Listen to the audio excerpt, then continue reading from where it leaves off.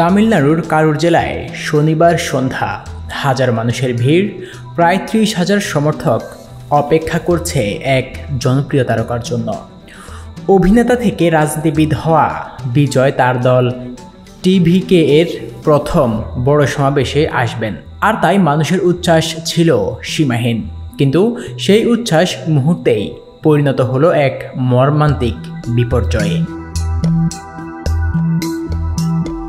অপেক্ষার প্রহর দীর্ঘ হতে হতে টেনে নিল প্রায় 7 ঘন্টা। গরমের ক্লান্ত জনতা যখন ভিড়ের চাপে হাঁপাচ্ছে, তখনই ঘটে ভয়াবহতম দৃশ্য। কেউ পড়ে গেল আর ওঠার সুযোগ নেই। একের পর এক দেহ পদতলিত হতে থাকে। মুহূর্তেই তৈরি হয় এক দম বন্ধ করা বিশৃঙ্খলা। চিৎকার, কান্না আর ধাক্কাধাক্কির মধ্যে প্রাণ হারান অন্তত 39 জন। তাদের মধ্যে 17 জন নারী আর 9 জন শিশু।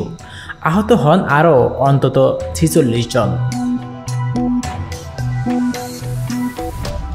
দুর্ঘটনাস্থলে পৌঁছাতে বিলম্ব হয় জরুরি চিকিৎসা ও অ্যাম্বুলেন্সের, ফলে অনেককেই বাঁচানো সম্ভব হয়নি।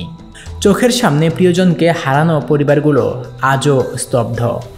রাজ্য সরকার নিহতদের পরিবারকে 10 লাখ রুপি আর আহতদের জন্য 1 লাখ রুপি ক্ষতিপূরণের ঘোষণা দিয়েছে। ইতিমধ্যেই টিভিকে এর কয়েকজন শীর্ষ নেতার বিরুদ্ধে মামলা করেছে পুলিশ। প্রশ্ন উঠেছে, যেখানে অনুমতি ছিল মাত্র 10,000 মানুষের সমাবেশের, সেখানে 30,000 মানুষের ভিড় কিভাবে জমল? কেন ভেন্যু নির্বাচন, নিরাপত্তা ও জরুরি সেবা নিয়ে এত অব্যবস্থাপনা ছিল? এই ঘটনা শুধু একটি দুর্ঘটনা নয়, এটি এক সতর্কবার্তা।